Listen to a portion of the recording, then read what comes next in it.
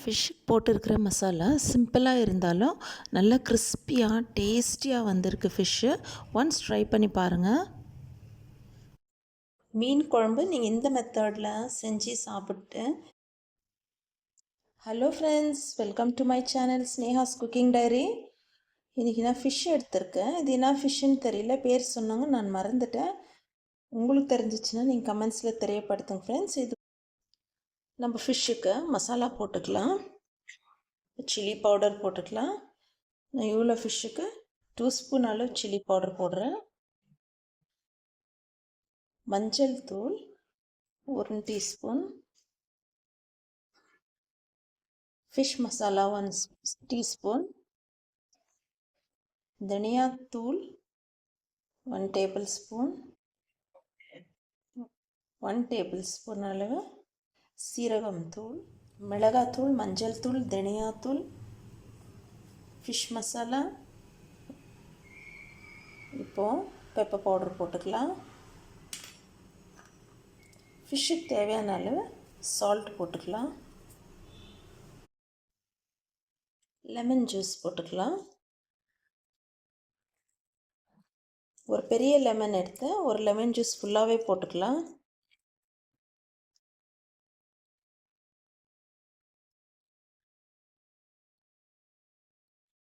மசாலா நல்லா மிக்ஸ் பண்ணிக்கலாம். இது தண்ணி தேவைப்படும், அதுக்கு நான் புளி தண்ணி ஊற்றுறேன்.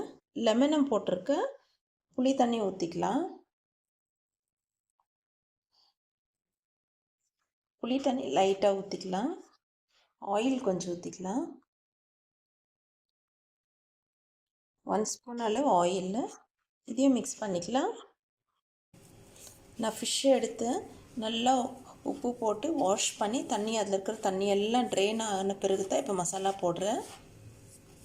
இன்னும் கூட கொஞ்சம் புளி தண்ணி ஊற்றிக்கிறேன்.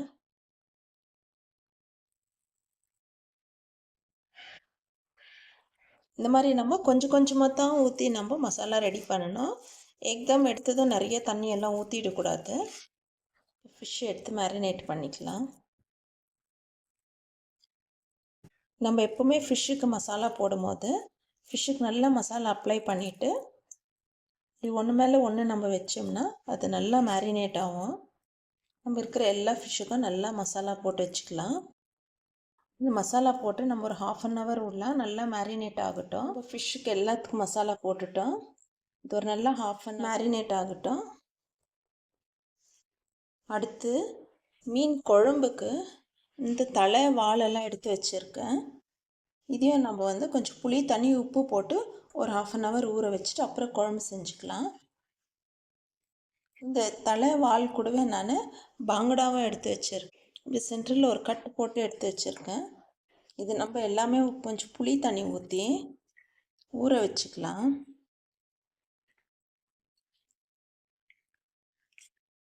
புளி, கல்லுப்பு நம்ம குழம்புக்கு மேரினேட் பண்ணி வச்சுக்கலாம். இது எல்லாமே குழம்பு தான் செய்ய போகிறோம்.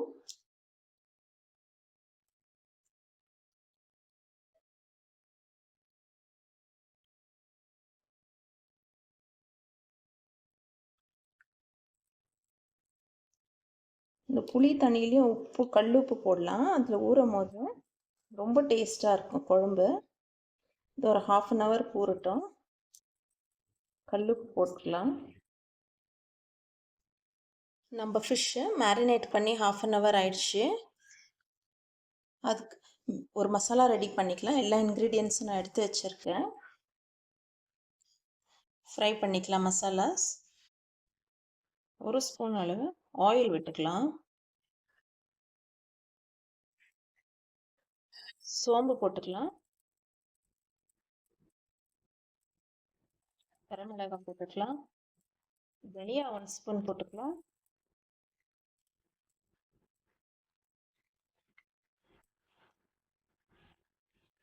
பூண்டு, சின்ன வெங்காயம் இதெல்லாம் ஃப்ரை பண்ணி எடுத்துக்கலாம். மிளகாய், தனியா, சோம்பு, சின்ன வெங்காயம் வரப்படட்டும். இது ஃப்ரை ஆகும்போது நம்மளுக்கு ஒரு நல்ல அரோமேட்டிக் ஸ்மெல் வரும். அது வரைக்கும் நம்ம ஃப்ரை பண்ணிக்கலாம். இது ஸ்டவ் சிம்மில் வச்சுட்டே நம்ம ஃப்ரை பண்ணிக்கலாம். இப்போ இந்த மசாலாவில் ஃப்ரை ஆனதுமே கொஞ்சம் மஞ்சள் தூள் போட்டுக்கலாம். ½ டீஸ்பூன் அளவு மஞ்சள் தூள் போட்டுக்கலாம். சீரகம் தூள் ஒரு ½ டீஸ்பூன் அளவு போட்டுக்கலாம். குழம்பு தூள் 1 டீஸ்பூன் போட்டுக்கலாம்.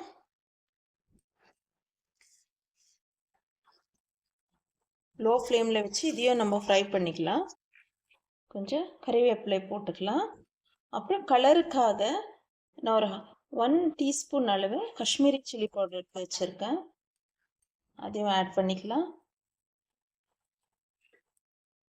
இதெல்லாம் ஆறட்டும். கூல் ஆனதும் இப்போ ஸ்டவ் ஆஃப் பண்ணிக்கலாம். கூல் ஆனதும் நம்ம மிக்சியில் போட்டு கிரைண்ட் பண்ணி வந்துடலாம். ஒரு பிளேட்டில் ட்ரான்ஸ்ஃபர் பண்ணிக்கலாம். நல்லா கூல் ஆகும். நம்ம மசாலா இந்த மாதிரி கோர்ஸ் கிரைண்டாக பண்ணி எடுக்கணும். நம்ம ஃப்ரை பண்ணி வறுத்து அரைச்ச மசாலா இப்படி கோர்ஸ் கிரைண்டாக இருக்கணும். மீன் குழம்பு செய்கிறதுக்கு கோகோனட் ஆயில் ஊற்றிக்கலாம். 1 டேபிள் ஸ்பூன் அளவு கோகோனட் ஆயில். ஆயில் ஹீட் ஆனதும் வெந்தயம் போட்டுக்கலாம். வெந்தயம் கொஞ்சமாக போட்டுக்கலாம், ஏன்னா நான் செய்கிறது குழம்பு குவான்டிட்டி கம்மி தான். 1 ஸ்பூன் அளவு கடுகு. பெரிய வெங்காயம் கட் பண்ணி வச்சுருக்கேன், அதையும் போட்டுக்கலாம். நம்ம மசாலையில் ஃப்ரை பண்ணி அரைக்கும் போது நான் சின்ன வெங்காயம் போட்டேன்.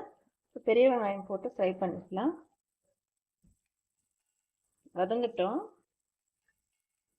நம்ம மசாலா வறுக்கும் போது நான் குழம்பு தூள் போட்டேன்.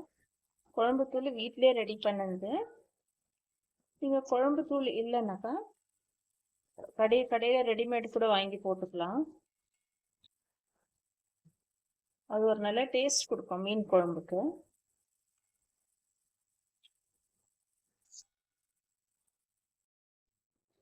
சோம்பு போட்டுக்கலாம்.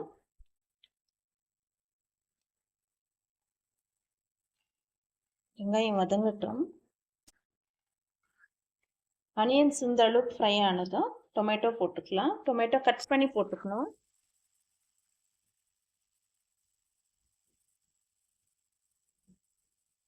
டொமேட்டோ உப்பு போட்டுக்கலாம். டொமேட்டோ குயிக்காக வதங்கிடும். நல்லா ஸ்மாஷ் ஆகட்டும்.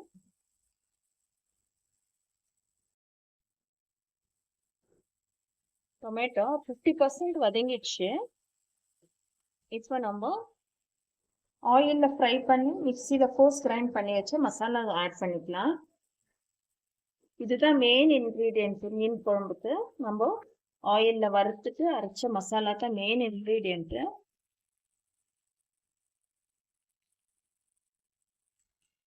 இந்த கோகோனட் ஆயிலில் நம்ம செய்யும் போது மீன் குழம்பு அவ்வளோ டேஸ்ட்டாக இருக்கும். இது ஃப்ரை பண்ணி வதக்கும் போது கூட நல்லா டெம்ப்டிங்காக இருக்குது. ஸ்மெல்லு நல்லா அரோமேட்டிக்காக இருக்குது. பூண்டு, வெங்காயம், சோம்பு, மசாலா எல்லாம் நம்ம வறுத்துட்டு மிக்சியில் கோர்ஸ் கிரைண்ட் பண்ணி இந்த மாதிரி மறுபடியும் நம்ம மசாலையில் போட்டு தக்காளியோடு சேர்த்து வதக்கும் போது மீன் குழம்பு அவ்வளோ ருசியாக இருக்கும். வாசனையும் ரொம்ப நல்லாயிருக்கும். நம்ம மசாலா போட்டதுல ஆயில் செப்பரேட் ஆகி வருது, அந்த அளவுக்கு நம்ம வதக்கணும். இது புளி தண்ணி ஊற்றிக்கலாம். ஆல்ரெடி நம்ம மீன் புளி தண்ணியில் தான் ஊற வச்சுருக்கோம். நம்ம அந்த தண்ணி யூஸ் பண்ண போடல, அதனால செப்பரேட்டாக நான் புளி தண்ணி ஊற்றுறேன். தக்காளியும் போட்டிருக்கோம், நம்ம புளிக்கு பார்த்து தான் போட்டுக்கணும்.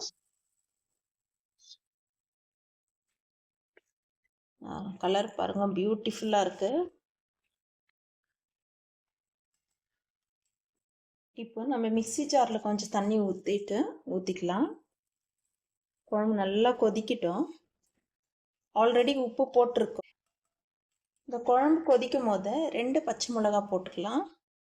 அப்படி உடைச்சி போட்டுக்கிறேன், அது ஃப்ளேவர் இறங்கட்டும்ல. இப்போ உப்பு டேஸ்ட் பார்த்துக்கலாம். உப்பு டேஸ்ட் பார்த்துட்டு குழம்பு நல்லா கொதிக்கட்டும். அதுக்குள்ளே நம்ம தேங்காய் மிக்சியில் நல்லா கிரைண்ட் பண்ணிவிட்டு இதுலேருந்து கோகோனட் மில்க் எடுத்துன்னு வந்துடலாம். கோகோனட் கிரைண்ட் பண்ணிட்டோம். இந்த கோகோனட் மில்க் எடுத்துக்கலாம். ஃப்ரெஷ் கோகோனட் மில்க்கு நம்ம இந்த மாதிரி எடுத்து மீன் குழம்புக்கு போடும்போது ரொம்ப டேஸ்ட்டாக இருக்கும்.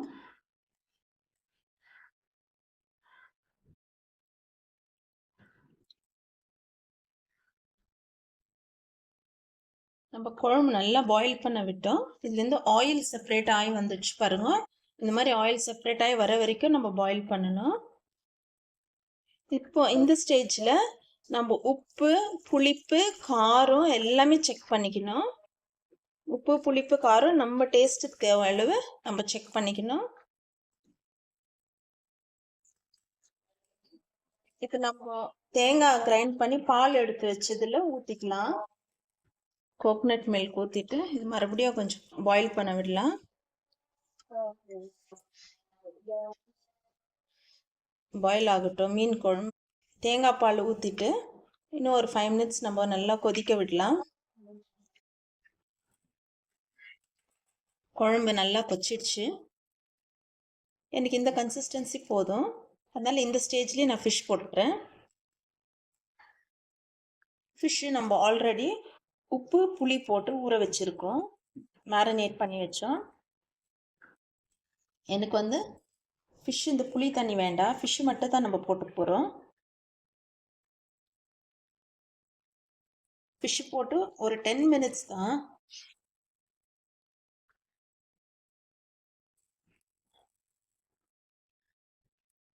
அப்புறம் இந்த தலையெல்லாம் போட்டுக்கலாம், மீன் தலைங்கெல்லாம்.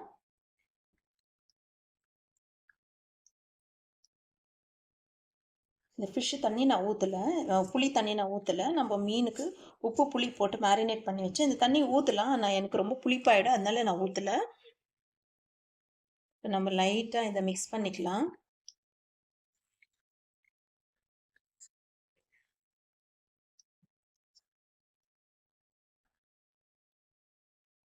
ஓகே, இது மீடியம் ஃப்ளேமில் நம்ம ஒரு 10 மினிட்ஸ்க்கு விடலாம்.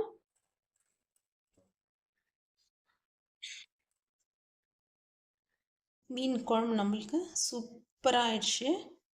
அப்புறம் லோ ஃப்ளேமில் வச்சு தான் ஃபிஷ் நம்ம எப்போவுமே குக் பண்ணணும். நம்ம ஃப்ரெஷ் கோகோனட் மில்க்கு, கோகோனட் ஆயிலே நம்ம செஞ்சுருக்கோம். நீங்கள் இதே மெத்தடோ ஒரு முறைக்கு நீங்கள் ட்ரை பண்ணி பாருங்கள் ஃப்ரெண்ட்ஸ். நம்ம இந்தியன் குக்கிங்கில் கொத்தமல்லி இல்லாத சமையல் இல்லை.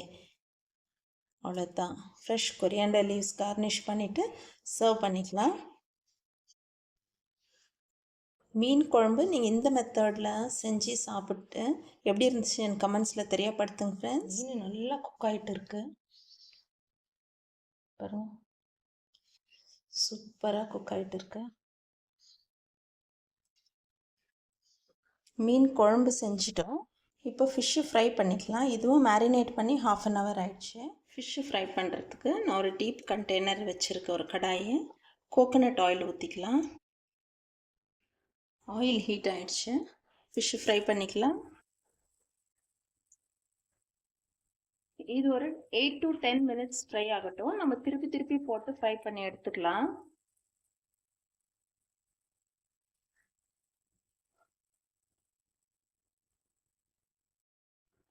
நம்ம ஃபிஷ்ஷு திருப்பி போட்டுக்கலாம். நான் லோ ஃப்ளேமில் வச்சு தான் ஃபிஷ்ஷை ஃப்ரை பண்ணிக்கிறேன். ரொம்ப ஹை ஃப்ளேமில் வச்சு நம்ம ஃப்ரை பண்ணக்கூடாது, அப்போ மேலே சீஞ்சிடும், உள்ளே ஃபிஷ்ஷு வேகாமல் இருக்கும். ஒரு 8 to 10 மினிட்ஸில் இது நம்ம சூப்பராக ஃப்ரை ஆகி வந்துடும். நம்ம ஃபிஷ்ஷு திருப்பி போட்டு 8 மினிட்ஸ் ஆயிடுச்சு. 2 பக்கமும் நல்லா ஃப்ரை ஆகிட்டு இருக்கு. எடுத்துடலாம்.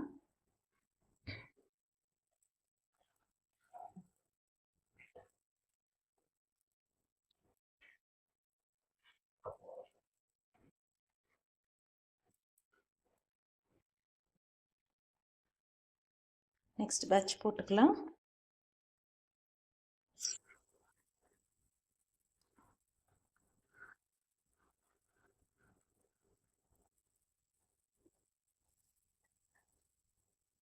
இப்போ ஆயில் தேவைப்பட்டால் இன்னும் கொஞ்சம் கூட ஆயில் நம்ம போட்டுக்கலாம். அதே மாதிரி இதையும் நம்ம ஃப்ரை பண்ணி எடுத்துக்கலாம். ஃப்ரை ஆகட்டும்.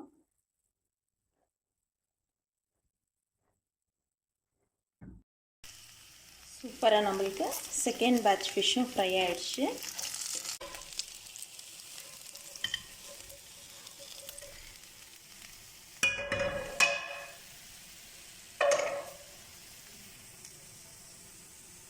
ஓகே ஃப்ரெண்ட்ஸ், சுட சுட நம்மளுக்கு ஃபிஷ் ஃப்ரை ரெடி ஆகிடுச்சு.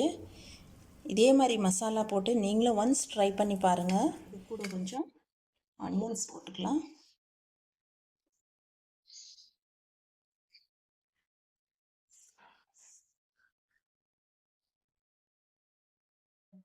சாப்பிடும்போது இந்த லெமன் போட்டுன்னு சாப்பிட்ணும். லெமன் எடுத்து ஃபிஷ் மேலே அப்படியே போட்டு இந்த ஃபிஷ்ஷை ஒரு பீஸ் எடுத்து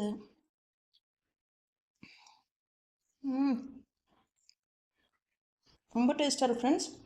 நீங்கள் ஒரு முறை இந்த ஃபிஷ்ஷை வாங்கி ட்ரை பண்ணி பாருங்கள். ரொம்பவே டெலிஷியஸாக இருக்குது. அதுவும் இன்றைக்கி நான் இட்லியோடு தான் இதை சர்வ் பண்ணுறேன். சும்மாவே சாப்பிட்டுனே இருக்கணும் போல் இருக்குது, அவ்வளோ டெலிஷியஸாக இருக்குது. ஓகே, சர்வ் பண்ணி சாப்பிட்டுக்கலாம். சுட சுட இட்லி, மீன் குழம்பு, மீன் வறுவல், இதே மாதிரி நீங்களும் செய்து சாப்பிட்டு என்ஜாய் பண்ணுங்கள். எப்படி இருந்துச்சு எனக்கு கமெண்ட்ஸில் தெரியப்படுத்துங்க. உங்கள் ஃப்ரெண்ட்ஸ் ரிலேட்டிவ்ஸ்க்கெல்லாம் ஷேர் பண்ணுங்கள். தேங்க்ஸ் ஃபார் வாட்சிங். பாய்.